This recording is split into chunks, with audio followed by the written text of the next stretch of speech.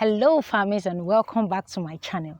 On this channel we talk about how you can make money from your farm, value addition, how to market your agro products, and DIYs you can make your farm boom.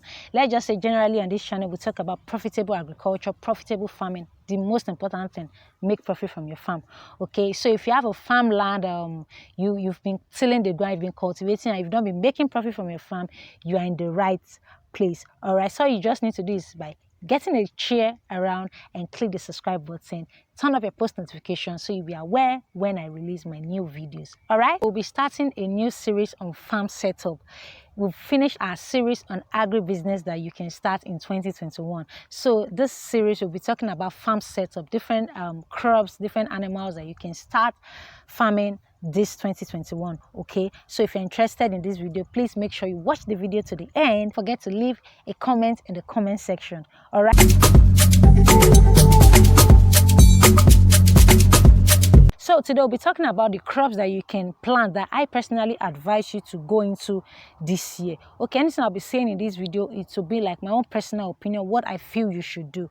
All right, so I've done a live video for those that are in our fan community. I've done a live video on this particular topic, but I'm bringing it to my YouTube family. So I'll be talking about the crops I feel you should go into this 2021, the crop I feel you should cultivate this 2021, and I'll be dividing it into two series. All right, I'll be talking about for those that are outside the country that owns a farm in Nigeria or that wants to start farming in Nigeria, and I'll be talking to those that are in Nigeria that want to start farming in 2021.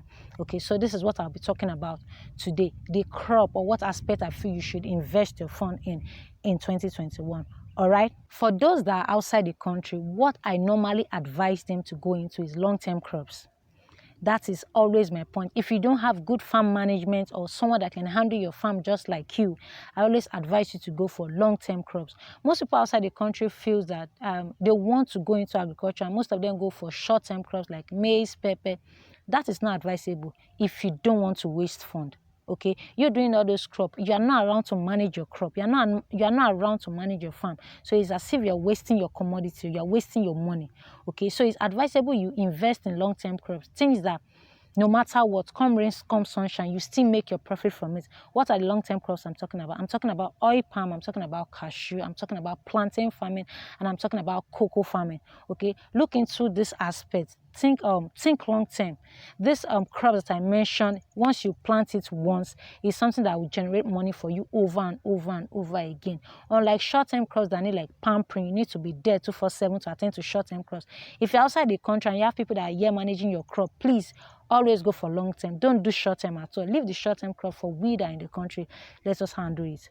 Okay, but if you have good farm management, which FANN is into, if you have good farm management, capable hands, I would advise you go for one long-term, one short-term, and one mid-term.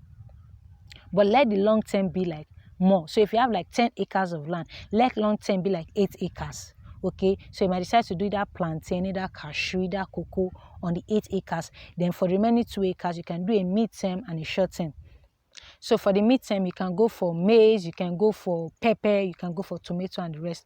Then for the short-term, you can go for cucumber, you can go for veggies, okay, on the remaining 2 acres. But generally, I personally would advise you to do long-term, okay, because one, nobody can take care of your farm, nobody can handle your farm as you. So I advise you to go for long-term for people that are outside the country, all right? Aside crops, for livestock, I would advise you to go for animals that will multiply. You get, take for goat, take for sheep, take for broiler birds. Most people decide to go for broiler, which I don't really advise you if you're not around, because the broilers require attention, and like I said, no one can handle your farm just like you.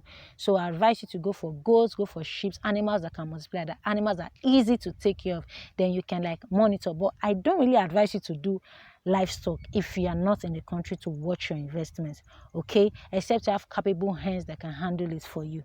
All right, so away from people that are abroad, let's talk about we that are at home here, we that are full-time farmers that wants to start cultivation this year, or youth that are just interested in going into farming this year, that wants to cultivate the soil this year. One thing I'm going to tell you today is anything you want to cultivate, make sure it's something that you can process. Do you understand what I'm saying? When I say something that you can process, think of long term. Don't just plant, okay? Think of worst scenario. If I'm not able to sell off this commodity, what happens to it? Okay, so that's what I'm talking about. Think of crops that you can process. Do you understand me? Don't just plant. Don't just say, okay, because this commodity is raining, I just plant. And no, we are in for the profit. So to make the best profit out of a particular commodity, you have to think of crops that you can process to the fullest. All right. So what crops am I talking about here? I'm talking about pepper. I'm talking about egusi. I'm talking about maize. I'm talking about cassava. All right. So for those that are at home, let's bring in these three things. For you that are at home, maybe you have large acres of land and you are into full-time farming, I would advise you to go for these three types of crops. Go for your long-term crops, go for your short-term crops, and go for your mid-term crops. Running a farm requires funds, and you need funds from the farm to keep the farm running. I don't know if you get what I just said. You need more funds from the farm, pending the time some investments pull off. So that's what I'm saying. You go for long-term crops, you go for short-term crops, and you go for mid-term crops. Now, your long-term crop can be plantain, which takes like 9 months from planting to harvesting. It can be like oil palm, which takes for 3 years. So pending the time these ones are waiting to grow for you to harvest, you can do a mid-term crop like maize, like pepper, like tomato. This one take like 3 to 4 months from planting to harvesting. So you have one that takes 9 months, you have one that takes 4 months, you have one that will take like a month or 2 months, something like cucumber, something like veggies, something like okra. So plan your farm and make sure you have these three types of crops on your farm so that you can have funds to run other crops. Do you understand me? So if you have like 2 acres of land and you're in the country, you're farming full time. If you have like 2 acres of land, take 1 acre and do long-term crop. Then remaining 1 acre, divide it into 2. Do 1 short-term crop and do 1 mid-term crop. So the short-term crop, once you harvest, you can use the money to run the long-term crop or use the money to run the mid-term crop, pending the time that you will harvest and make your money. Do you understand what I just said? For people that want to do maize, for people that are planning to cultivate maize this season, before cultivating maize, make sure you know why you are cultivating maize.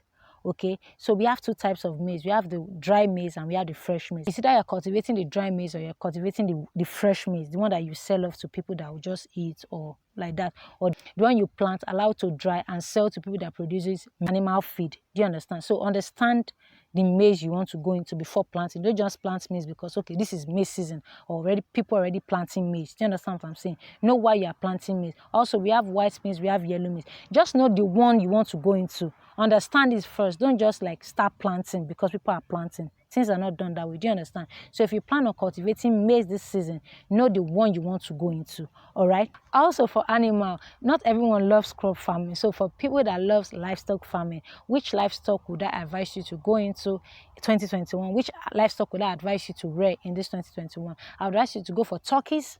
I would advise you to go for noilers. I would advise you to go for goats. I would advise you to go for rabbits. Okay, so these ones that I mentioned are the ones that the marketing price are always high.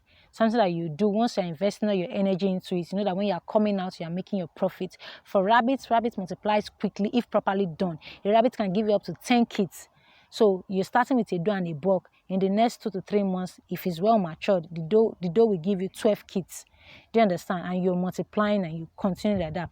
So we are talking about profitability. Look into all these animals. Any animal that can give you like profit, that you can make profit from, is what you should look into. And I personally believe any animal that multiplies, that is where the profit is. Do you understand? So if I'm investing my money, if I'm feeding this animal, I know that, okay, this animal will multiply to give me this particular amount of kids, and I take care of it and it's multiplying, and multiply again.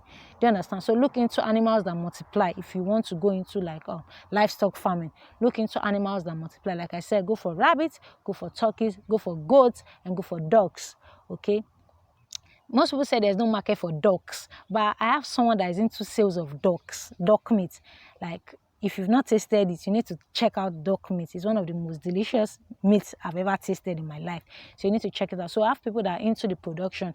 So you can start something like that. Just think, the one that you are okay with, the one that you are comfortable with, the one you can handle is the one you should go for.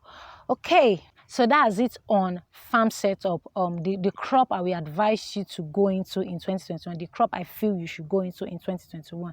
In my coming video, I'm going to like pick each crop and explain. You can set up a particular crop, the fertilizer, the time to weed, the chemicals to apply till you harvest. So that's what I'll be talking about. I'll pick each crop and talk on them. Okay, I hope you got value. I hope you enjoyed today's video, and if you did, kindly give this video a thumbs up, share this video so that your friends and families can learn as well, and don't forget to leave a comment in the comment section. Also subscribe and turn up the bell beside it. All right, see you in my next video.